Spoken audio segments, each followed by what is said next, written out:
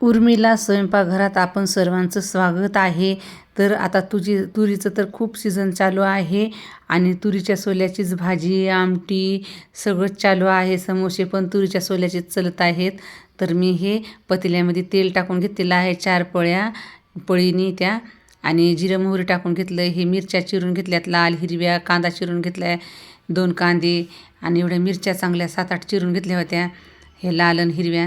तर कांदा टाकून घेतला आहे त्याच्यामध्ये जिरं मोहरी टाकल्यावर, आणि ही मिरची पण टाकून घेतली आहे.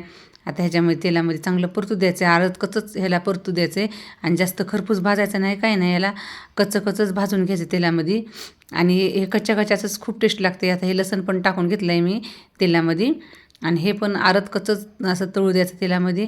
आणि हे भाजून घेतल्यावर आता मेथी घ्यायची. आता मेथी पण टाकून द्यायला मधामध्ये तेलामध्ये, आणि मग आपल्याला हळद ते टाकायची आहे. टमाटर पण घेतलेलं आहे चिरून 2 मी. तर 2 टमाटे हे असे परतून सगळे असेच एवढे मी परतिलेत ना तेवढेच परतून घ्यायचे छान.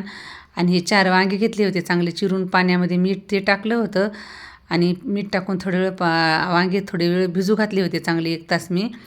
आणि हे काळं पाणी निघलं आणि ह्याच्यामध्ये हे वांगे टाकून दिलेत मी तेलामध्ये, आणि हळद पण राहिली होती टाकायची तेलामध्ये.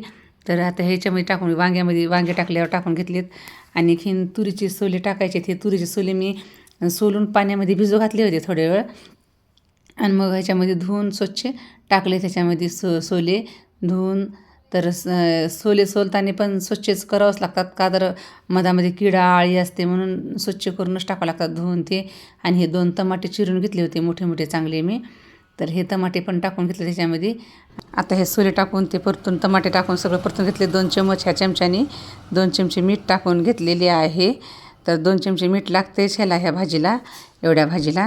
आणि आम्ही काही मोजून घेतले नव्हते सोले, ते अंदाजाने सगळं केलेलं आहे.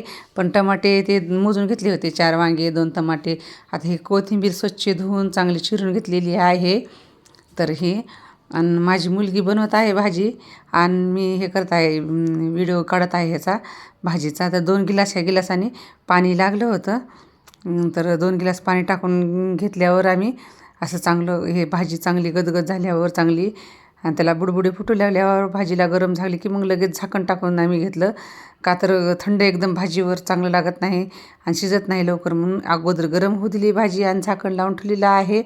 आणि आता हे मोठ्या गॅसवर आहे म्हणून मी लहान गॅसवर एकदम धीमी आचवर एकदम भाजी शिजलेली आहे ही.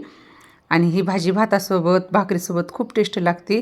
तर हे पाहू शकता तुम्ही, एकदम कमी गॅस आहे मधातला आमचा, आणि बाजूचा मोठा आहे. तर बारीक गॅसवर शिजून घेतली एकदम छान, आणि बारीक एकदम मधमध झालेले आहेत तुरीचे सोले हे. आणि आता माझ्या स्वयंपाकघरात आपण सर्वांचं स्वागत आहे. गरम गरम ज्वारीची भाकरी आणि तुरीच्या सोल्याची वांग्याची. आणि ही भाजीची रेसिपी आवडल्यावर लाईक आणि सबस्क्राईब करायला विसरू नका माझ्या स्वयंपाकघरात.